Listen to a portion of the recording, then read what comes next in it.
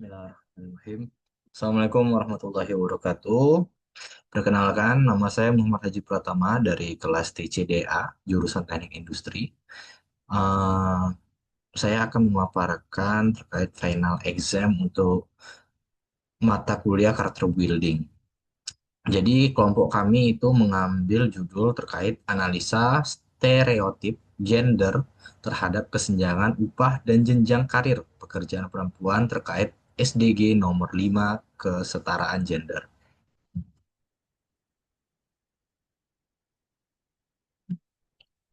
Di latar belakang, kami menemukan bahwa ada fenomena kesenjangan tingkat partisipasi angkatan kerja atau TPAK dan upah antara laki-laki dan perempuan dari data BPS 2024 di mana TPAK laki-laki berjumlah 84,86% dibandingkan perempuan di angka 56,42%. Rata-rata upah atau jam perempuan itu berada di angka 16.779 rupiah dan laki-laki ada di angka 20.125. Ini kami dapat dari data tahun 2023. Dan adapun faktor yang kami temukan dari stereotip gender adalah satu, budaya dan nilai sosial di mana laki-laki sebagai pencari nafkah utama.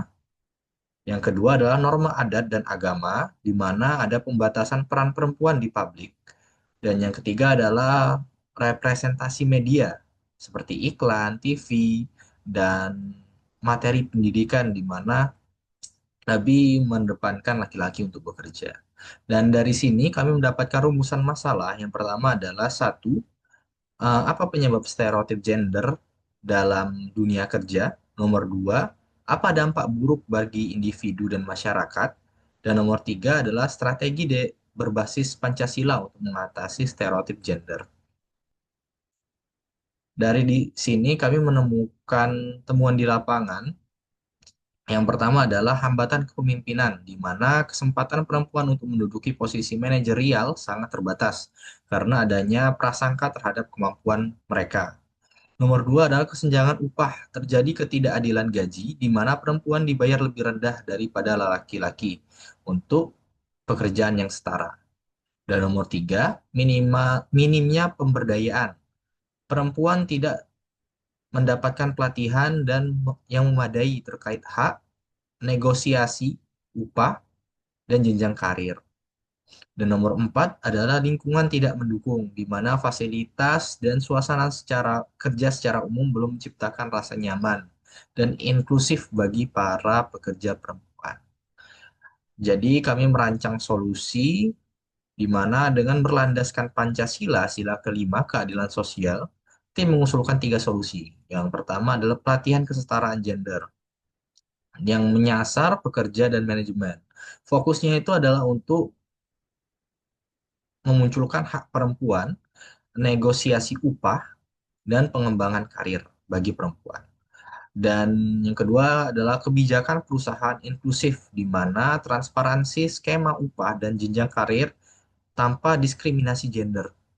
Dan yang ketiga adalah kampanye kesadaran, di mana bertujuan untuk mengubah stereotip gender di lingkungan kerja dan masyarakat, pelibatan dan melibatkan pemimpin perusahaan dan tokoh-tokoh masyarakat. Tujuan utama dari rancangan solusi ini adalah mewujudkan kesetaraan gender melalui pendekatan edukasi, kebijakan, dan perubahan sosial, selaras dengan nilai-nilai Pancasila itu sendiri. Dan dari sini saya juga sempat melakukan wawancara langsung terhadap narasumber, yaitu Bu Vina dari PT Pama Persada Nusantara, di mana tempat saya bekerja juga. Bu Vina ini adalah seorang IR atau Industrial Relationship, di mana dari departemennya dia sendiri yang perempuan.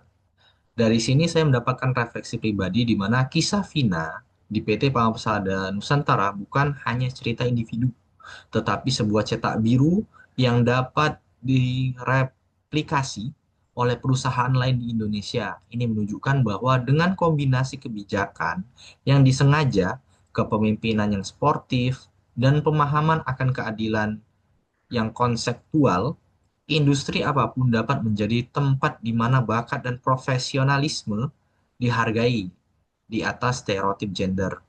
Harapan Vina agar lebih banyak perusahaan membuka pintu bagi perempuan bukan angan-angan, melainkan sebuah tujuan yang sangat mungkin dicapai. Karena di perusahaan Mbak Vina sendiri, stereotip gender ini sudah perlahan hilang karena banyaknya kesempatan di mana perempuan itu dapat berkarya dan mengembangkan pekerjaannya. Gitu. Sekian dari saya. Assalamualaikum warahmatullahi wabarakatuh.